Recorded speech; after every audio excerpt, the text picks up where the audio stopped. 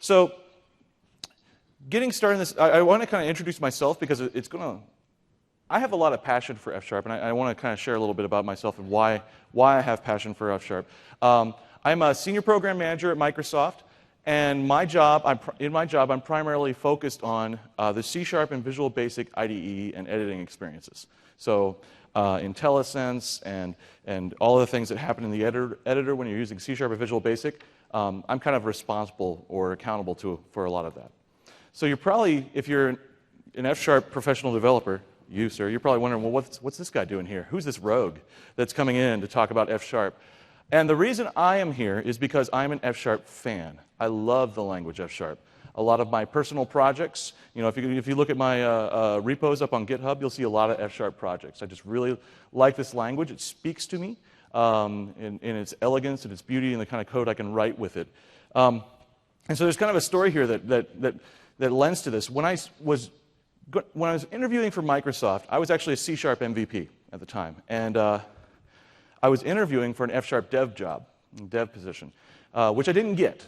It wasn't a really good fit for me. The interview didn't go as well as I would have liked, but I did get a job offer for a program manager position, and I wound up as a C# MVP interviewing for an F# developer position. I was the program manager that delivered the Visual Basic IDE experience in Visual Studio 2010.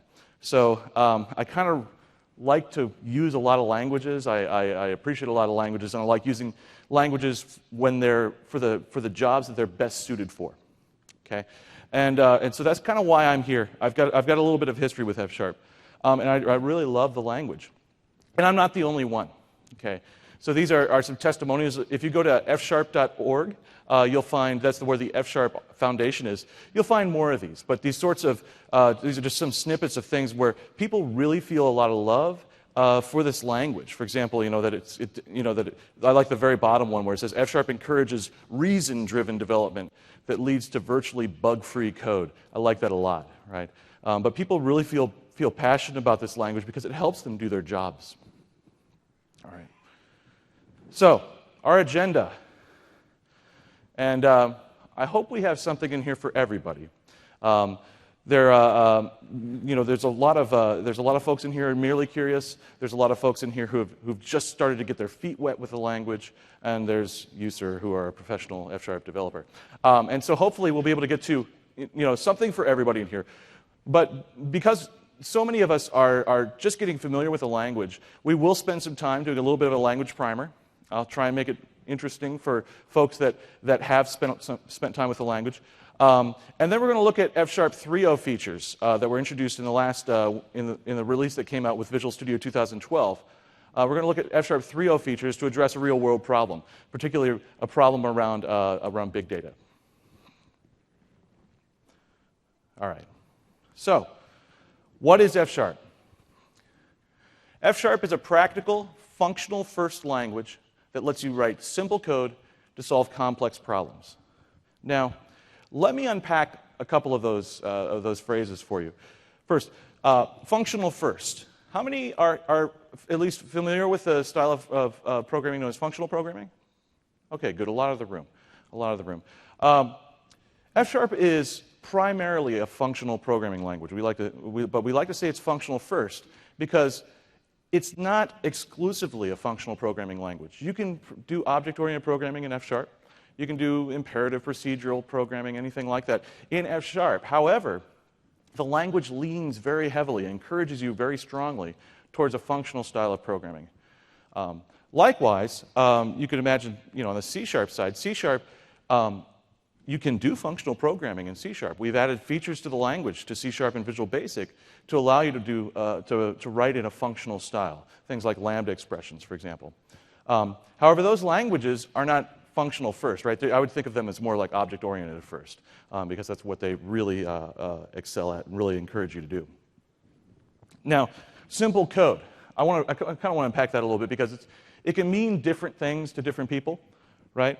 And the way I'm meaning here, what I have in my mind, what I picture in my mind when I mean simple code is it's elegant, understandable code that often it maps closely to the problem domain, right? So if I'm writing something in F#, I would, like around numerical analysis, I would expect that F-sharp code to look very, very close to the mathematical underpinnings of that analysis, right? And then complex problems. Complex problems doesn't imply that F-sharp's only good at solving complex problems. It's actually very good at solving simple problems as well. But folks find, F-sharp users find that you can write simple code to solve the simple problems and also the complex problems. Okay. So just a quick brief history. F-sharp's been around for a while. All right. F-sharp 1.0 was actually released in 2005 as a Microsoft research project, and it gained traction very quickly in various communities, especially in communities that were doing statistical analysis, numerical analysis, financial companies, those sorts of industries. And so, to facilitate using F-sharp, since it was a research project, we productized it, right? And so, in Visual Studio 2010, we introduced F-sharp 2.0, and that was fairly successful. And we continued again with last year, back in August. I guess it hasn't been very long. Seems long to me because we've been working on these things for so long. But F-sharp 3.0 with the release of Visual Studio 2012. Okay, so it's been around for quite a while. It's not new, but it is something that it's gaining popularity.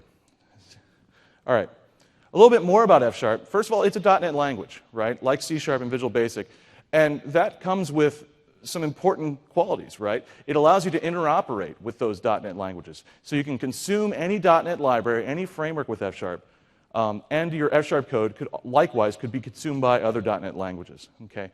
It's very, very important, especially when you get into this sort of application where you're writing pieces of your application in F-sharp to write your business logic or kind of your core analysis or computation, and then you can write your UI in a different language, for example, or your unit tests in a different language. Or you could write the entire application in F-sharp. Doesn't matter, but you can use the best tool for the job. And then something else that's very, very important, and I'm going to come back to it a few times, and this idea of using strong typing in the language itself, strong static typing, to prevent bugs.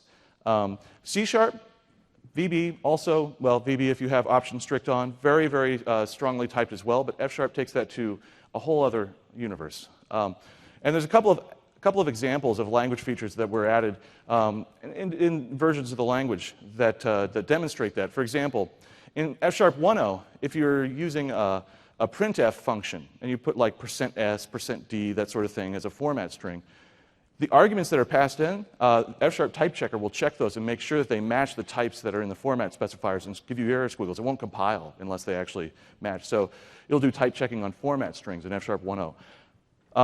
F# 2.0 added a feature called units of measure. And units of measure are type annotations that you can add to floating point values. So you can represent things like dollars or weights and measures, those sorts of things. And perform conversions correctly between them. And the type checker will make sure that you don't mix up, meters per second squared and meters per second, for example, in an application that was doing physics. And this is the sort of thing you could do in your language, right? In C#, you could write a struct called dollars that converts to a struct called euros and put user-defined conversions and build all that. But F# actually bakes it into the language and has native support for something like that. And then finally, in F# 3.0, the notion of type providers add type checking for schematized data. And we'll look further at that in a little bit. Okay. So simplicity. I talked about simple code a little bit ago and kind of gave you a statement of what that was. I mean, elegant, understandable code that maps very well, very closely to the problem domain. Okay. And so I want to make that a little bit more concrete for you and give you an example of what I mean. So here's some C# code that to some of you may look particularly nasty. I'm actually reasonably comfortable with this. I see a lot of generic code. But there are 3 generic methods here, one called swap, one called rotations, one called sum. And they each deal with tuples. Okay, the tuple class from .NET 4.0 that was actually introduced into the .NET framework to support F#. And this code is not exactly ideal, I would say.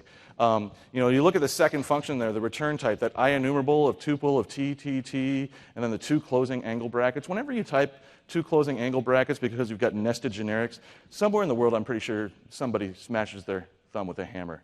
It's like just feels horrible to me when I write that kind of thing in my code. But also you lose some kind of meaning, some semantic meaning when you use the tuple class in C# or Visual Basic, where this thing is packed up with some data, but you don't know what it is because, from looking at the code, because it's just item 1, item 2, item 3, right?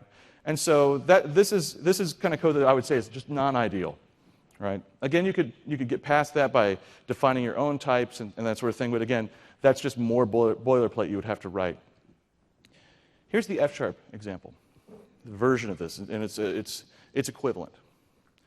And if you kind of look at it, in a sense, you could look at it like the C# code, but everything's tucked away, right? Kind of tucked away and packed in. But that's not exactly what you get here. You get some other benefits as well. So that swap function, for example. First, you see there's native support for tuples in the language. Those parentheses and the commas, right? Those define a tuple.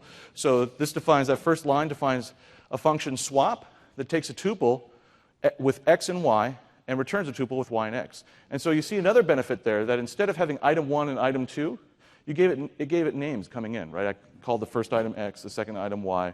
I could give them better names. For example, maybe it's, ID, name, salary, that kind of thing, right? So you can pack data in these things and then decompose them, giving them good names. In addition, there's really strong type inference in F#, a really strong notion of type inference. Sort of like C# var. I'm going to talk about C# var, but how many people use var? Have used C# var? How many people really like it? How many people really don't like it? Yeah, there's always a few. So C# var is a kind of a limited form of type inference in the language, right? It's only for locals, and it's very handy, especially when you have horrible generics like that IEnumerable of tuple of TTT, and you only want to say that once, right on the right side of an assignment or something like that. But the F# notion of type inference goes much further than just local variables. It goes into your entire method signature, for example, the parameters or the return type. But also, what's really cool about this F# version of this is that it's not just type inferring. It's not just figuring out what your types are. It's also adding type parameters for you, right? It's seeing that on the swap function, oh yeah, there's X and Y. It has no notion of what those types would be, so it says, well, this must be generic type, parameter number 1, and then type parameter number 2. And it essentially is very much equivalent to C#. So it will automatically generalize your code for you. And this is very, very nice for operating with these kind of small functions and composing functions together in a functional style like F# very much encourages. All right. So let's actually dig in and look at some F# code. Stop looking at slides for a bit. All right. So this is try F#. Have anybody checked this site out before? It's very nice, very professional. Tryfsharp.org. If you've never played around with it, I'd highly recommend it if you're interested in F#. There's a lot of stuff here, a lot of stuff on learning the language, or you can also, on the web here, develop with F#. So if you go to Learn, for example, you'll find all sorts of ways to kind of get started and areas in the language you can play around with, things like data visualization, data science, and there's pretty cool stuff in here. So you can dig in and start looking at different examples. And then as you explore these examples, you can actually evaluate them on the website and play around with it. So let's actually go to the Create section. We'll play around a little bit. So just a couple of just introductory concepts in F#. First up, this is the professional F# programmer. The front row is just dying right now. This is an F# list. It's a core data type in the language. And this is a list from 1 to 25, just what it looks like. Okay? And so if I evaluate that, if I run it, you see it evaluates down there. It's a list of 1 to 25. And those are all the elements. Okay? Now, I can also take this list and do things with it. All right? So let's say I wanted to filter the list. You can see I get IntelliSense and everything on this website. It's very, very handy for playing around with F#. Say I want to filter this list, and I want to just get even numbers out of it. So there's a function to filter lists, list.filter, and I'm going to pass in a lambda expression. This is what an F# lambda expression looks like. You give it the fun keyword just to remind you that you are indeed right. Okay. The easy joke. I always go for the easy joke. And we'll say, okay, mod 2 equals 0, and then I pass my list in the end. And sure enough, it gives us back the even numbers, right? So I've got this list, I filter it down. Now, this doesn't really read all that great because I've got my list kind of at the very end. My data is kind of tagging along at the very end. And so F# supports a pipe operator, similar to what you might see on a shell, like a command shell. So I can pipe this data into that function as well. So the pipe and then the angle bracket showing the direction the data is going to flow. And that's the same. And let's do one more. Because what's really great about this pipe is that I can continue to pipe the data, the result of the functions, into another function, right? And so I can just continue piping along and string these together. We'll say list.map this time. Now, map is a function that takes a list, some sort of transformation function, applies that transformation function to every item of the list, and returns the list with the transformed elements. It's sort of similar to select. So filter is similar to where, if you're familiar with link and link to objects, and select is what map is close to. So I'm going to pass another lambda here. And in here we'll return as our transformation, we're going to give back a tuple with the element and the element squared.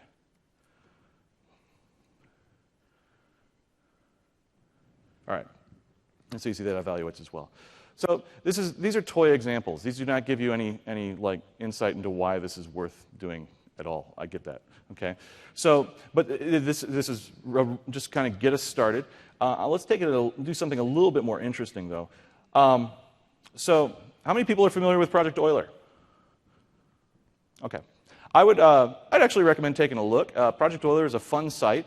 I like to think of it as a fitness website for programmers. It's a series of mathematical problems that some of which are, the first several are very easy and they kind of get you started, and then they become increasingly difficult, very, very hard, to the point where, sometimes you run into problems that if you just simply try to brute force the problem in, your standard sort of way, it might take millennia to compute. So you have to perform, do number theory tricks and really be very clever about how you're going to solve the problem. And so I love doing this site. My wife and I actually do it on date night sometimes. That's not weird, guys. That's not weird at all. But my wife is not a programmer by trade, but she is mathematically inclined, right?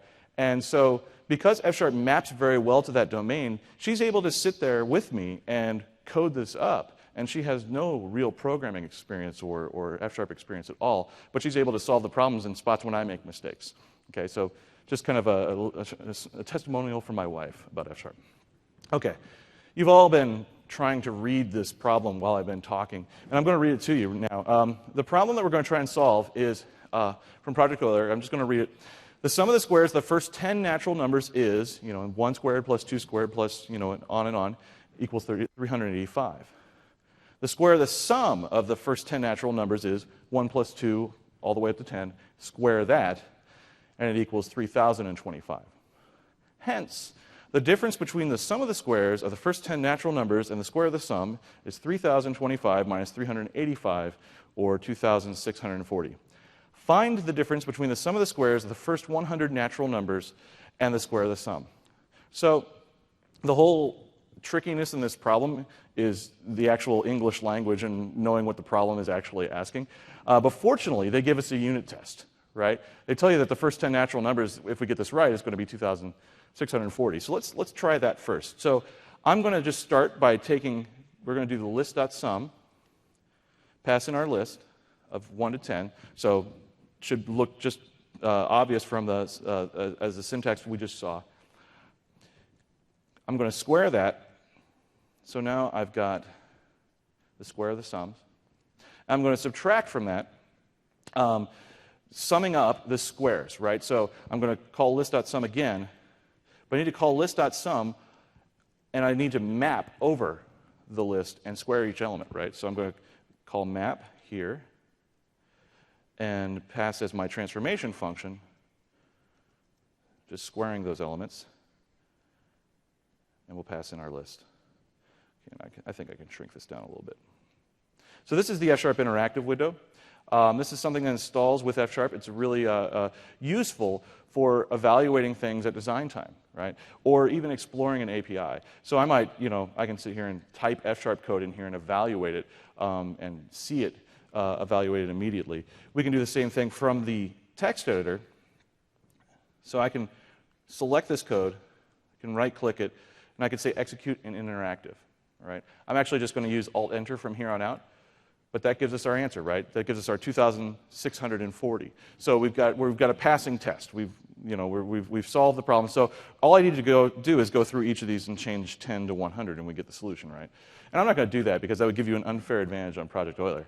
But what I really don't like about this is that I made this claim earlier that F# is about writing simple code, right? Simple, elegant code that maps to the problem domain. You could argue this is something like that, but I think we can do better. And so let's do a little bit of refactoring. All right? The first thing I want to do is I'm going to try and get rid of all those list calls, right? And kind of give them some functions that kind of get the machinery kind of tucked away a bit. So we're going to declare a function. Well, we're actually just going to declare a name called sum that is bound to the value that is list.sum. And I can go ahead and remove all these guys. Okay? And that should still work. It does. All right. So now to get rid of something else, I'd like to get rid of this anonymous function, this lambda expression right here. It just seems like something I could, not have right in my code. It's something I might want to parameterize on. So I'm going to create a function called square. And we're just going to bind it to that function. So this is how you could define a function in F#. There's actually a more succinct way to do this, that when you're binding a name, when you're binding a name to and the value on the right is a lambda expression, you could just take the parameters, put them right here along with the name, and then you don't need all of the extra machining. You could just have the expression. Okay, so that gives us our list. That gives us our square function. And again, it still works. Now, I could use the square function again. Now that I've gone ahead and pulled something out and generalized, I could also just call it right here, right? I'm squaring right there. So we'll go ahead and do that.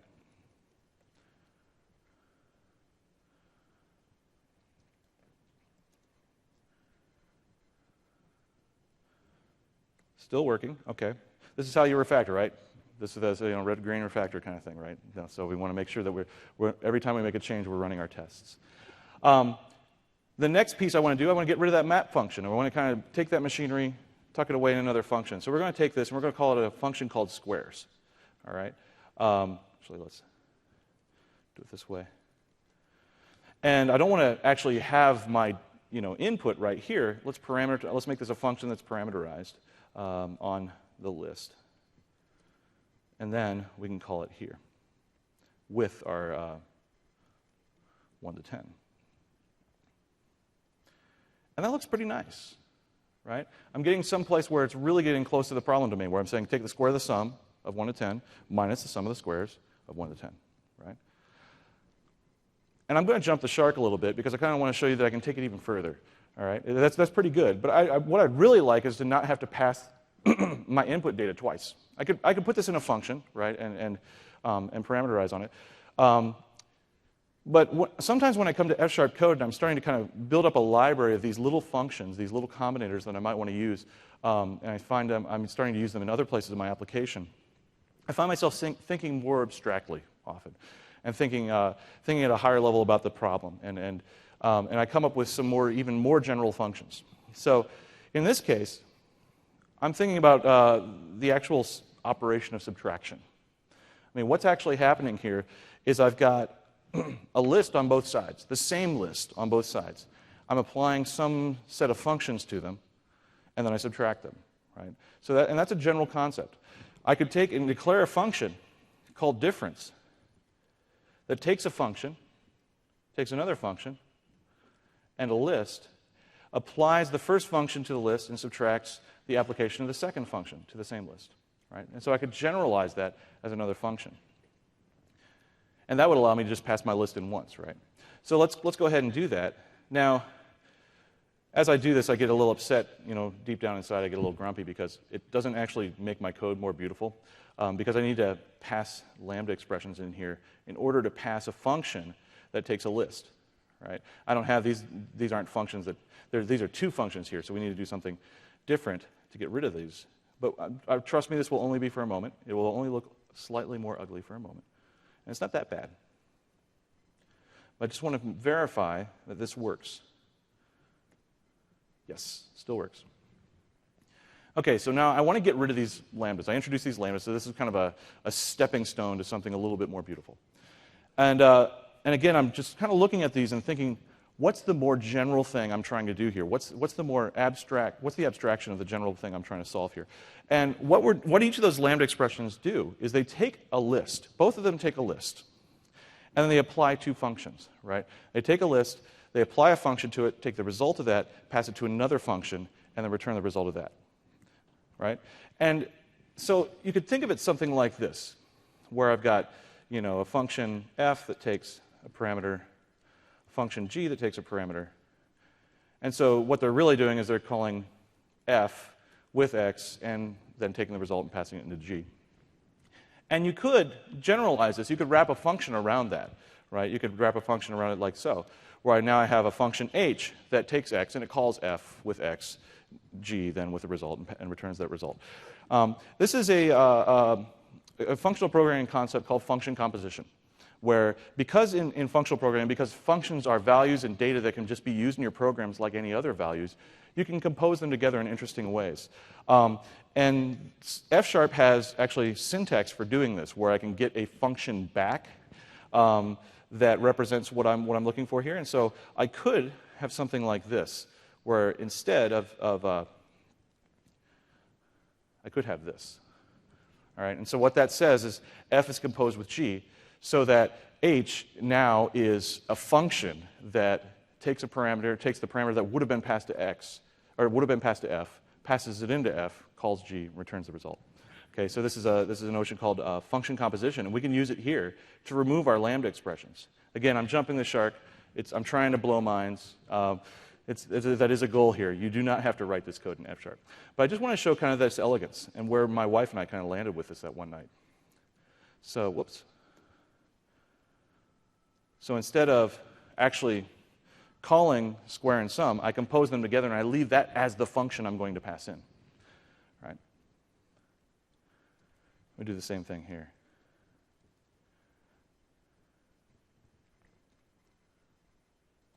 And that's looking pretty. That's looking very pretty. Let's take one more step and let's pipe this on the left.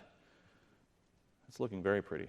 So 1 to 10, find the difference of square of the sum and the sum of the squares. You could read it as. Right? And it still continues to pass. One last thing I could do, if I was inclined, the difference function itself is a little weird, right? To have this function called difference that manages subtraction, because it's a function that has a name, and so it's got to appear on the left side, and you pass in everything as arguments. What I'd really like it to be is an infix operator, something that looks like subtraction, like I would expect it to look in a language. And we can do that as well. We could define a new operator using our own characters. Sort of looks like a Mars rover, with 2 little periods on the sides. And now I can get rid of this and use it in between. Everything continues to pass. So, again, like I said, we kind of jumped the shark, right? Somewhere around doing the function composition. But the point here is that I was able to solve this problem, and when I did it, I built a little DSL that makes my code map to that problem domain, that very mathematical problem domain. I kind of built this little DSL up. And if I wanted now to solve the actual problem, I could just put a 0 here. I won't do that. Again, I want you guys to do this for yourselves, right? Go to projectoiler.net and try this out yourself. So, all right, let's get back to slides.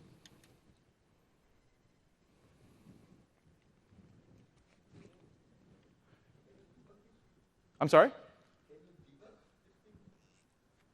Yes. Can I debug this thing? We'll talk about a little bit in the next demo. Because this is just I was just playing around with an F# script. Yes, you can debug that actually. debugging an F# script is not immediately obvious how you do that. You actually can attach to the interactive process and run it. But F#, and this is going to get into what we're about to talk about, Visual F# in particular, in Visual Studio, it has all of the usual suspects in it. Things like the debugger, things like a full project system, right? It has everything you would expect from a full language within Visual Studio. And so you can do debugging in F#, and I'll show some of that. Because what I like to do is I like to use the best tool for the job. And I said, it's great if the language interoperates at runtime, but it needs to interoperate at design time as well, right? I need to be able to say, step into some code and get to the F# code and get to the right line from another application. Say I wrote my write my UI in C#, maybe it's a WPF application, I write it in C#, and I've got my core engine in F#, I need to be able to debug into that, right? And so, yes, absolutely, you can do that, and we'll see that in a moment. And that's kind of what we're going to talk about here. I want to talk about using the best tool for the job. And F# works very, very well for that kind of analysis, data transformation. It's really inclined towards those sorts of problems. And so I like to use it at the core of my program where I need that sort of solution to be solved, right? And so we're going to do another demo. We're going to spend some more time in code. And this is a demo of a Z machine that I wrote in F#. How many people have ever heard of the Z machine? And not a lot of people. How many people have heard of the text adventures, or remember text adventures, where you say, like, go north, pick up the sword, kill the troll with a sword, right? Okay, more people. Really? You guys never heard of a text adventure? Okay. They're very common in the 80s. And one of the companies that produced a lot of these games was a company called Infocom. They produced games like Zork. Right? How many people have heard of Zork? Yeah, okay, that's pretty common. And they produced games like Zork. But when you were a game company in that day and age, you had to, if you wanted to hit a broad set of customers, you need to produce that game for a lot of machines, right? There was the PC, that was there, but it wasn't even necessarily the most popular, right? There was the Apple II, there were the Amiga, the Commodores, 64 and 128s. There was the Macintosh, obviously, the Atari, ST. So there were a lot of machines that you needed to actually run on if you wanted to hit the largest number of people. And so their solution to this, because that's not really tractable a lot of the time, right? To be able to do that, it's very expensive to build a game, half a dozen times. And so their solution was to build, instead of building the game half a dozen times, build half a dozen VMs, virtual machines. I can't validate or verify, but it may have been the first commercially available virtual machine implementation in the very early 80s.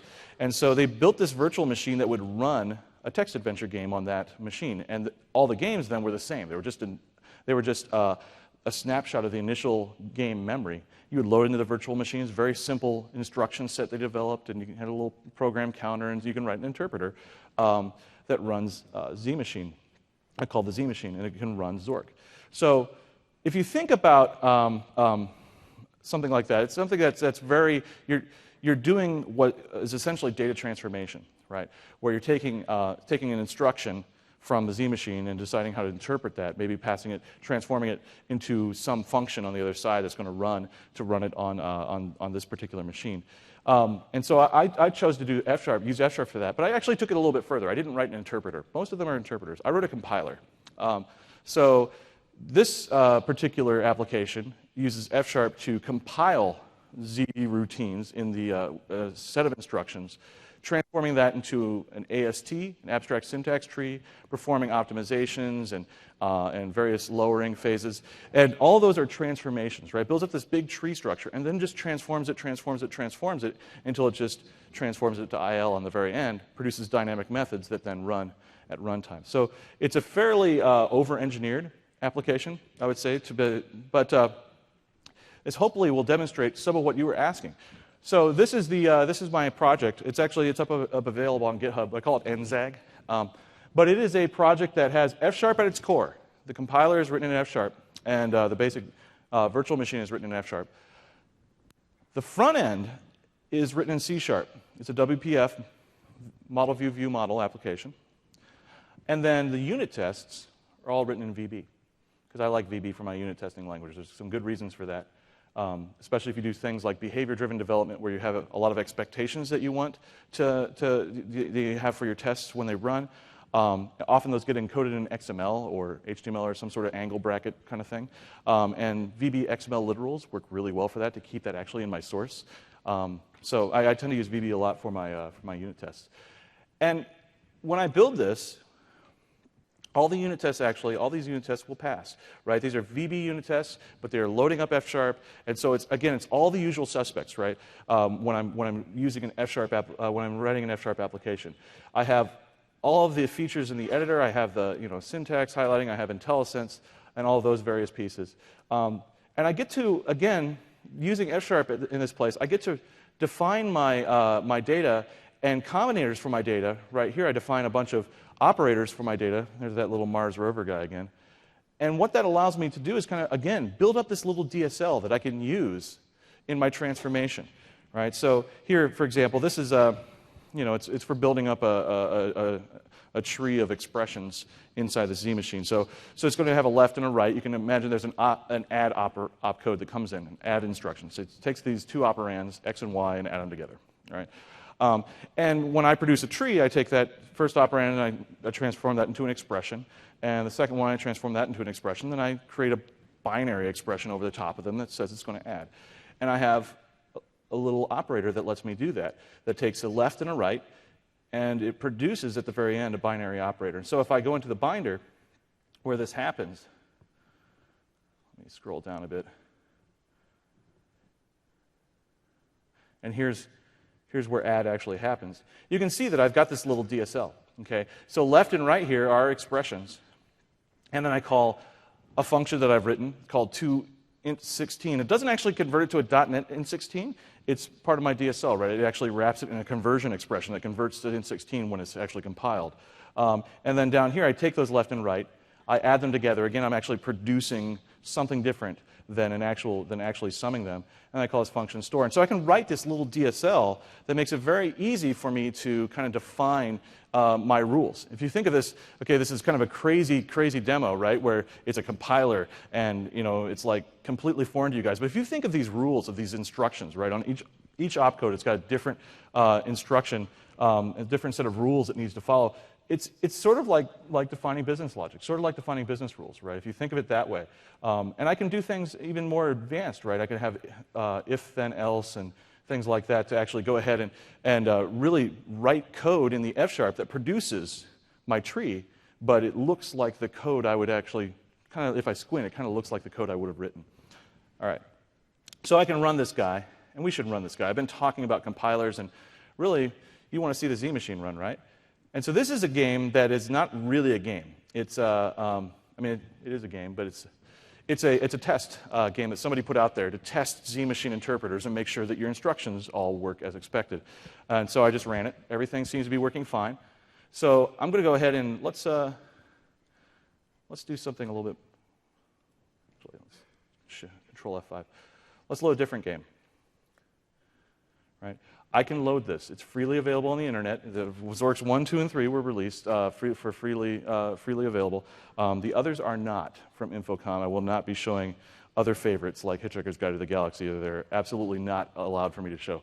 But now I've got Zork, right? And I can play this. I can open the mailbox. And it takes a little bit of time because I'm JIT compiling, right? I'm actually compiling the functions. I'll store them away and memoize them and bring them back if I want to execute them later. But if they get executed later, but the first time they run, I'm JITting, right? Effectively. So open the mailbox, get the leaflet, read the leaflet, and you can see the whoops. You can see that it's really the game. It's actually just the game running. I'm just running it, right, inside my own little compiler guy. And you can see the advertisement that's in the front of the game. So that's Zork. Actually, one more thing. Let's do one more fun thing with this. Let's go ahead and run the whole game, just to show you that I really can run Zork. I'm going to load up a script. And we should be able to just run it beginning to end. It just really starts to blaze after a while. And so, yes, Master Adventurer, 350 out of 350, perfect score, okay? So this is kind of a fun F# example. One thing I wanted to point out, though, you asked about the debugging, and I do want to show that. Let's actually try and set a breakpoint somewhere so you can see that indeed does work. So I'm going to set a breakpoint. Like at the first place, it's going to output some text. Okay? And so this is where there's going to be a function running, some dynamic method, and it's going to call into the virtual machine saying, hey, I need to actually put some text on the screen. And so this is where that happens. Let me do that. I'm going to bring up one of the tests, and we'll just go ahead and run it. So I'm going to run it from, we'll just run it from Zork. And I'll say debug that test. And I should hit my breakpoint right here. Right? And I've got, all the usual suspects. Here's the locals window. Here's the text that it's trying to print, right? The very first header of the game. So yes, you can debug F# code. Again, all the usual suspects, a project system, integration in the IDE and everything, okay? So.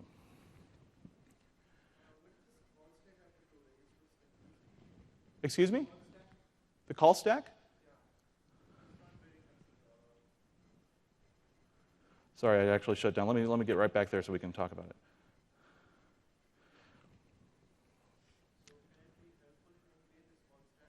Well, this call stack in particular is a little bit weird because it has lightweight functions in there because they're coming from dynamic methods that I've generated that it doesn't know anything about. They were generated at runtime in this particular application. The call stack is here, and it's fine, right? So it's showing iMachine write output text. That's this call. Here's the function call site.invoke. Yeah, they're all the functions are there. They're the same ones that are actually my source code appear there. So there's nothing funny going on. Okay? All right.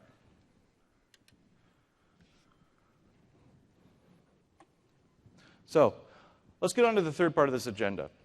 We've been looking at kind of an F# primer, looking at applications written in F#, something a little bit more sophisticated written in F# than just your typical sorts of little passing lists around and filtering them and mapping them. And now I want to talk about data. I want to talk about this. We've sort of been talking about data, but kind of squinting at it, saying, well, compilers are really data transformers and that sort of thing. But really, data as you guys are accustomed to it, and we're mostly accustomed to it. And so in F# 3.0, there was really this emphasis on something that was called information-rich programming. I'm going to explain what that means by offering you two propositions. I don't believe they'll be controversial.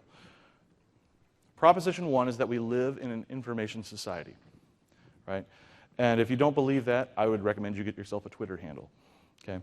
And or start actually log into Facebook sometime. And that's just kind of sociological data, right? Data of from friends and people and kind of normal business affairs. But there's so much data available to us today through the web, through different web APIs. It's amazing that we live in such an information society today, that we're driven by information. And proposition two is that our languages are information sparse. That's actually by design, right?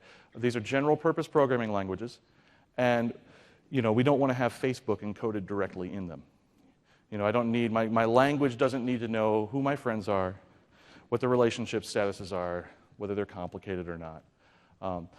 But it needs to be able to access that data, right? And that's actually a problem. That's generally very much a problem. There's some challenges associated with accessing all this kind of information that is coming into our society today in your application. So, first of all, there's an impedance mismatch with our statically typed languages. The data that comes in is generally fairly dynamic, right? But our statically typed languages don't know how to talk to it. So we build systems to kind of work around that. You add a service reference, and it goes out and generates some source code for you. And so that's how you can make it work with a statically typed language. But now you need to integrate that code generation tool, right? With your build process, with source control, you've got to remember to rerun the thing. And so that's kind of a problem. And then if the schema changes, there's not really an elegant way to solve it, to handle that, right? There's nothing, it's just going to break at runtime, right?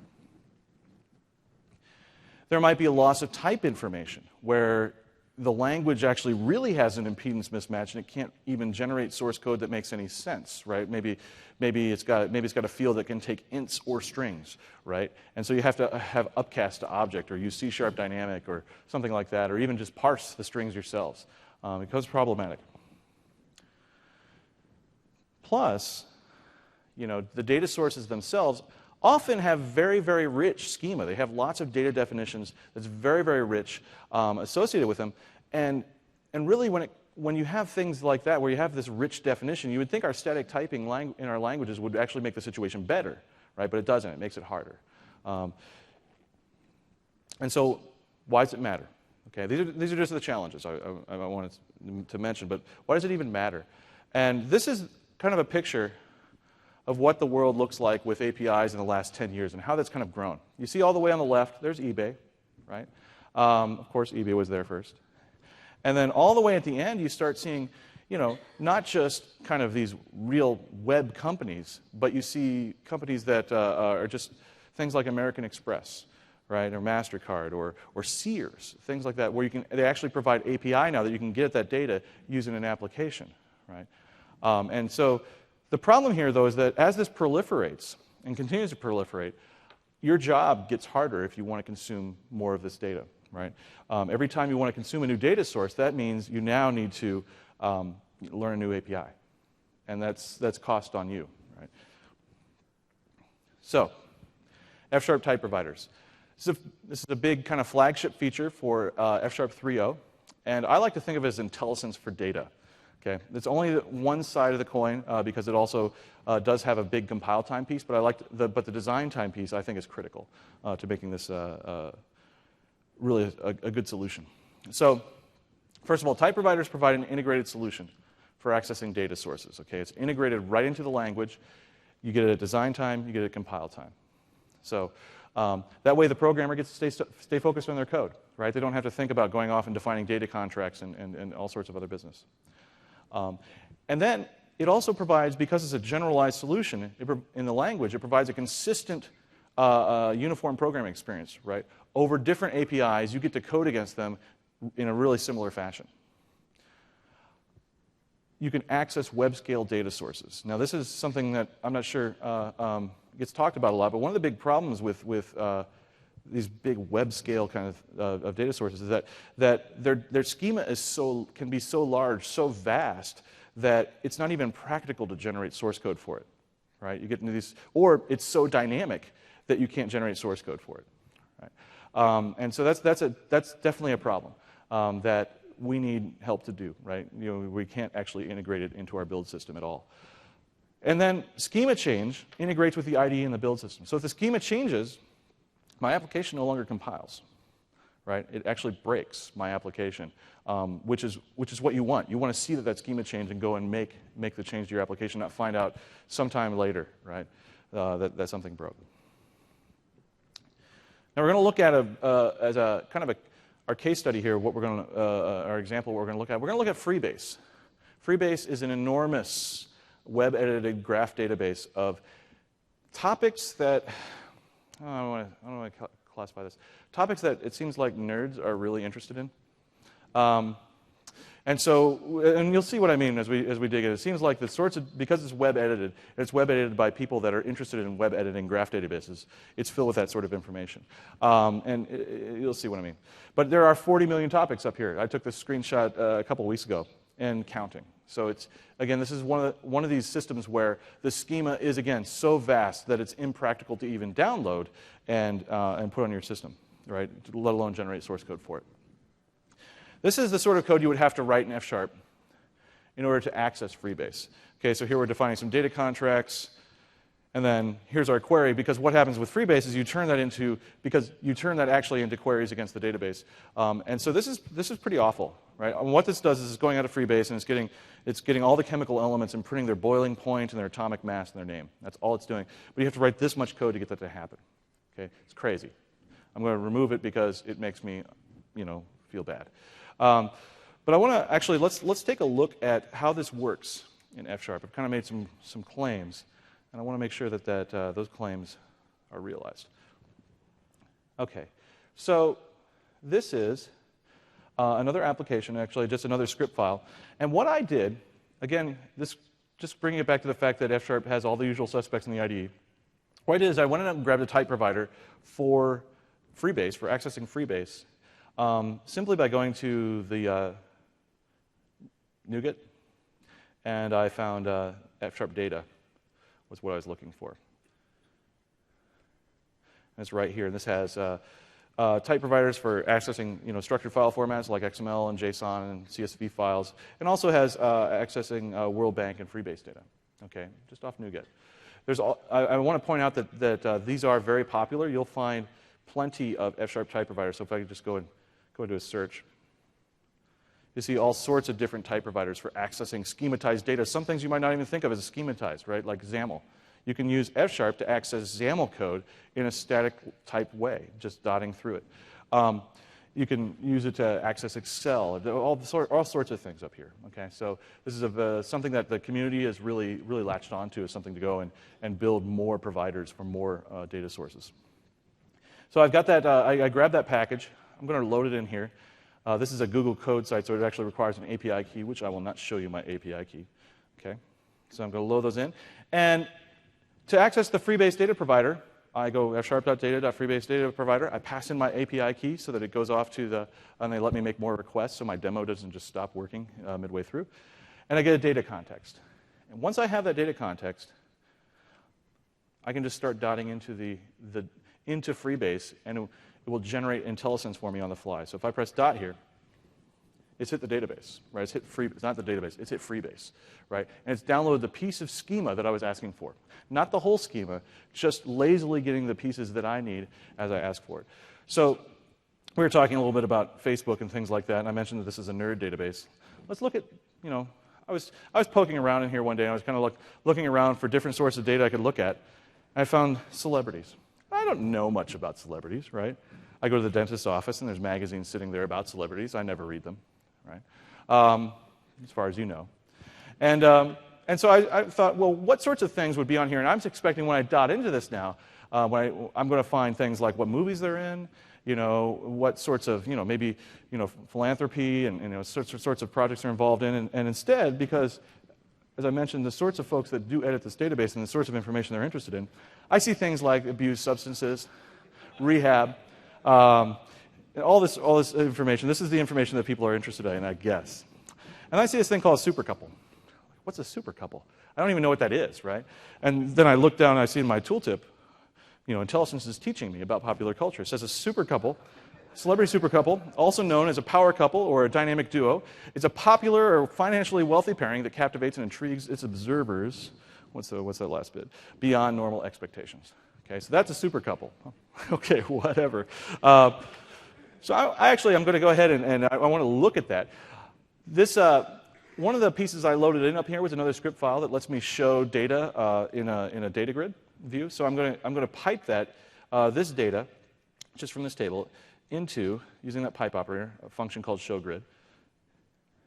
And now I see what they are. I see there's Benifer. And I scroll down, you find, there's Tomcat, yes, and Brangelina. So, and all this data is just coming in from Freebase right now as I make my query. Okay? It's pretty ridiculous, I know. So let's take something a little bit closer, near and dear to my heart. I'm not really into celebrities. It's just kind of funny, And so we'll go to arts and entertainment. We'll go to something like fictional universes. And, well, okay, I think you understand what the folks that are editing this database are really interested in, right? And you get where they spend a lot of their time. And especially as I start looking at the data, and the amount of information in here, right, is just kind of ridiculous. It's like I can look at, fictional objects. I can look at, and this gobs of information, fictional object destroyers, right? It's pretty silly. And so I can actually look at all the fictional universes. We'll just go ahead and let me pipe that in. Fictional universes. And notice one of the features of F# that makes this really useful is the fact that you can, in F#, have identifiers that have space characters in them if you escape them with the two tick symbols, right? And so this allows us to do these names with spaces. Let's go ahead and pipe it in. And so I'm a pretty nerdy guy. And I love, the Buffyverse, and I love the Hooniverse and all that. But I'm a pretty geeky guy. But there are things in here I've never heard of. But this is the amount of data, the amount of stuff that's going on at Freebase in the fictional universe space. But and that's kind of fun. It's kind of fun to look at. But what I really want to do is I want to solve a problem. I have some question I want to actually ask of the database. And so I want to write some code to do that. I've got it down here, actually. So again, we're going to go to the fictional universes database right here. And we're going to look at the fictional universes creator. Because what I want to solve is I want to find out who is the most popular. Who is the most popular creator? And so what we want to do is we want to find out how many fictional universes has this person created, and then find all the works that have been set there, kind of sum those up, and we'll use that count to say how popular it is. And those works set there might not actually be by that writer, right? By that creator. It might be by somebody else. And so this is kind of how I would do this. And so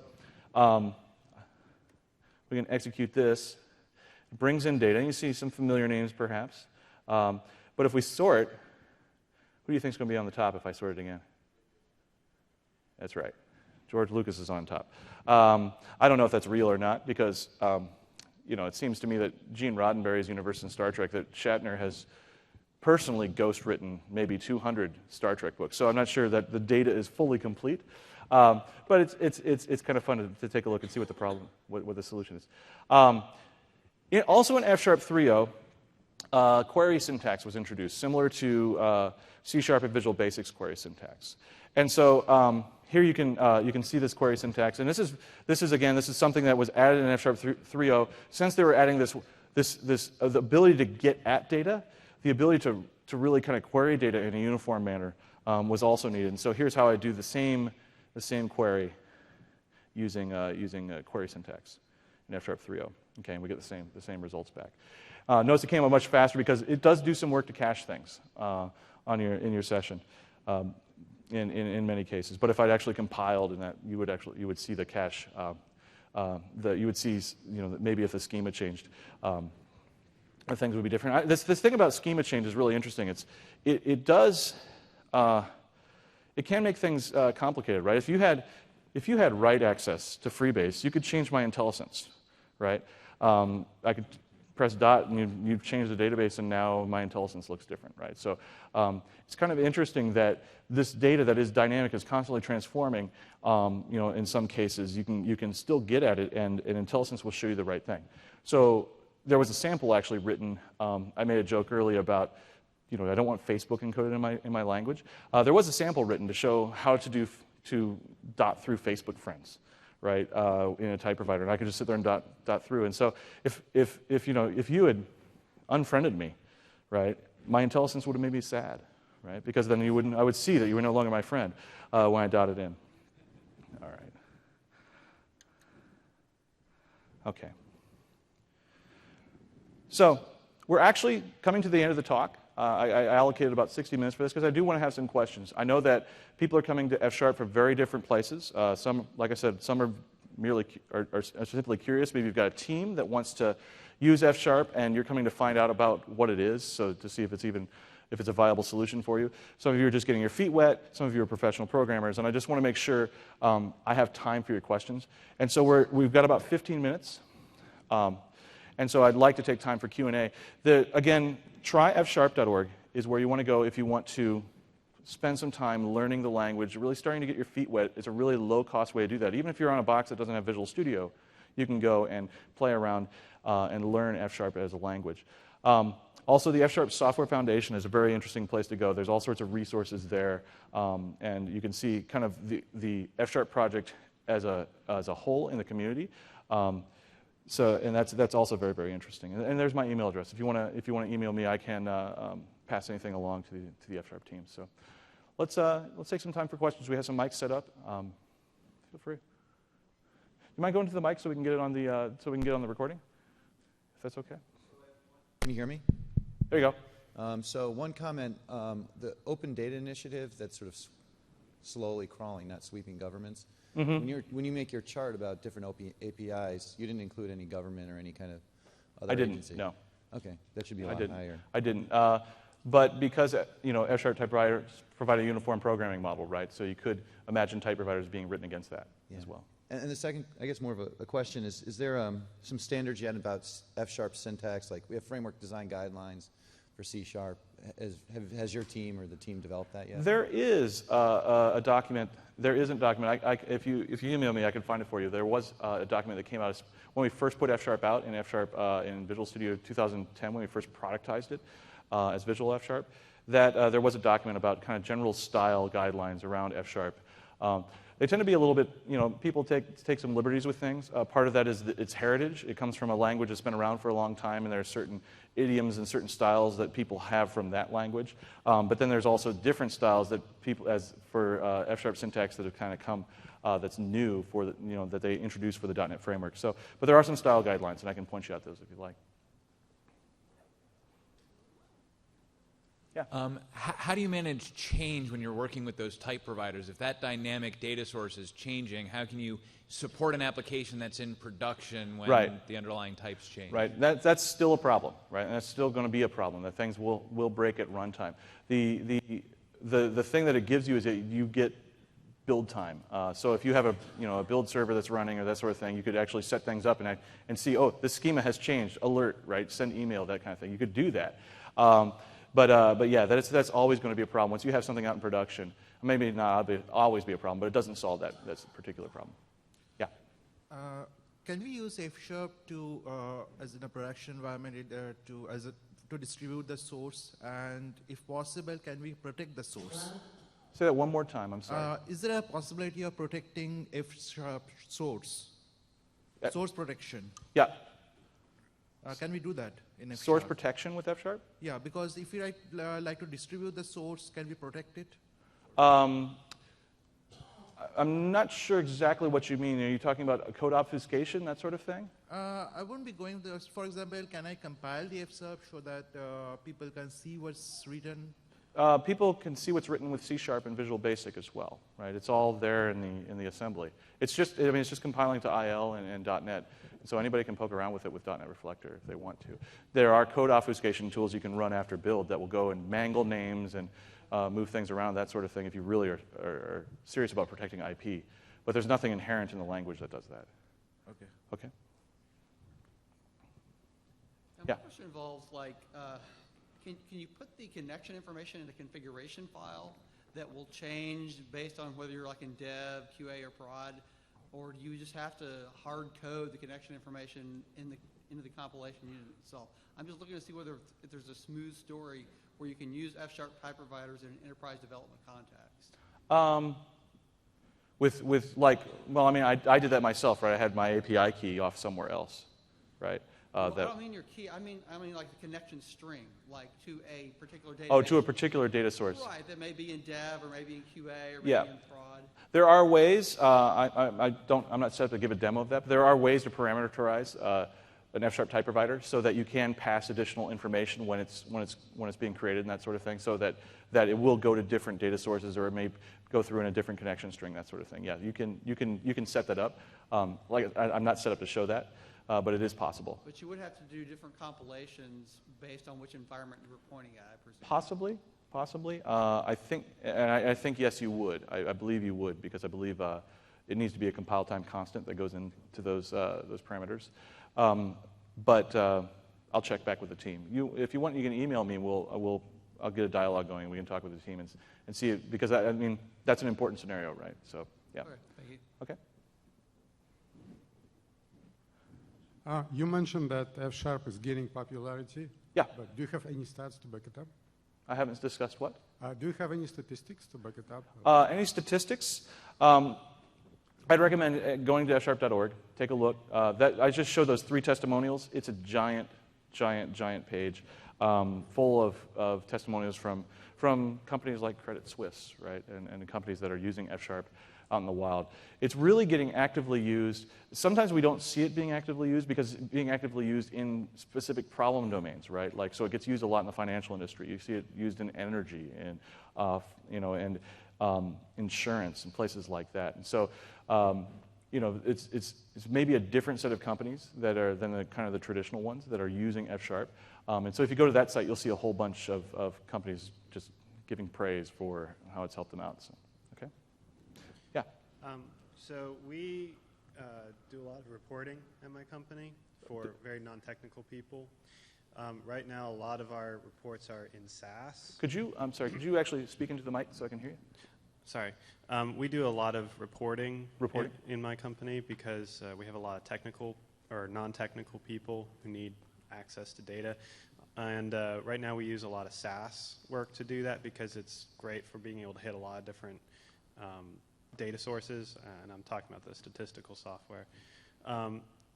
F# looks fantastic for that, and it would add a great deal more interactivity because a lot of our SAS programs run in batch. But in your opinion, could F# kind of function like an analytical engine, something like SAS? I mean, Yeah, in my opinion, yes, it could. Okay. Absolutely.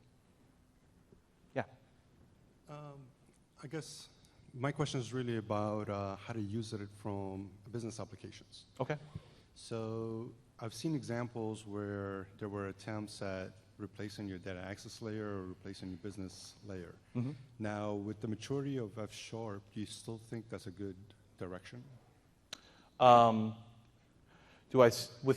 the maturity of F#, do I still think that's a good direction? Right. So, I do think it's a good direction. Yes. Right. Is there more context to your question? well, yeah, actually, because you're trying to use the right tool for the right job, right? Right. Is really F# the better tool in comparison to, say, C# for business layers or data access layers? It depends on the job. It depends on the sort of things that are in your business layer, right? Insurance companies a lot, are starting to use F# for their business logic layers because it's a very mathematical domain, right? And F# maps really, really well to that in particular. But if your business logic is something completely or vastly different, it might not be the most obvious choice for the job. But I would definitely recommend taking a look. It's not a place. It's not. Your kind of question said, is that still something we would recommend? Yeah, sure. Go take a look. Try it out. See if it works really well for your domain. I did a compiler, right? It worked really well. So I don't know if I'm really answering your question or not. Well, yeah, you kind of are. Okay. Well, what if pretty much your business is not really mathematical, it's more like data management? I mean, the majority of the databases out there are just really getting and retrieving and saving data and just manipulating data, right? Yep. So and F# works really well for that, right? So it can be this sort of you can build, like I was building little DSLs, right? You can actually build little DSLs in the language that allow you to transform your data in your domain in a really elegant and meaningful way, right? So your source code becomes more readable, more concise, all those kinds of things. So there are benefits, right? There are definitely benefits to using F# in that layer, but it's a choice, right? It's definitely a choice, and that's something we're not making hard statements like you must go write your business logic layers, your business layers in F#. That is Microsoft's recommendation. That is not. It's not the recommendation, right? So, but if it works really well for you, and it appeals to you, and your team likes it, and that sort of thing, yes, go ahead and do it. Thanks. Yeah. What about, let's say, using F# in, let's say, areas like natural language processing or for example, machine learning? Because now I would like to compare it to Python. It has a lot of libraries for these things. I mean, how does F# compare in this area? For natural language processing, I mean, it's kind of a library-driven sort of thing, right? I mean, where you have libraries to support that. I'm not sure if there are F# natural language processing libraries. It's not a world that I traffic in. But it's certainly something that's possible. I don't see why it wouldn't be possible, but I don't know if the support is there yet. The difference might be there because in Python, for example, there are already libraries for, let's say, doing things, right?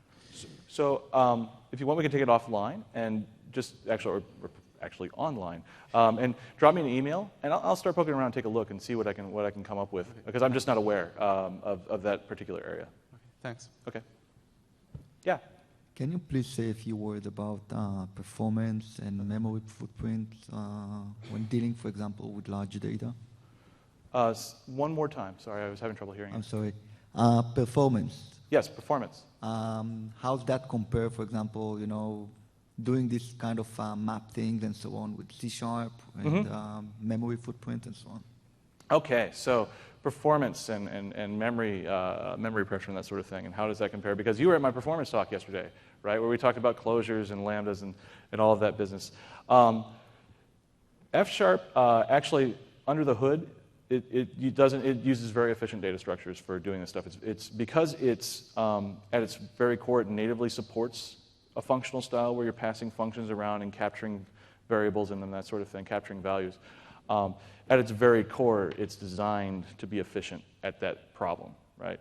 Where C# in that particular case is built on top of other systems like delegates and things like that. F# has built it on top of other constructs in the language, and so it tends to be very performant. It tends to you can write code that is as efficient as C# in F#. Okay.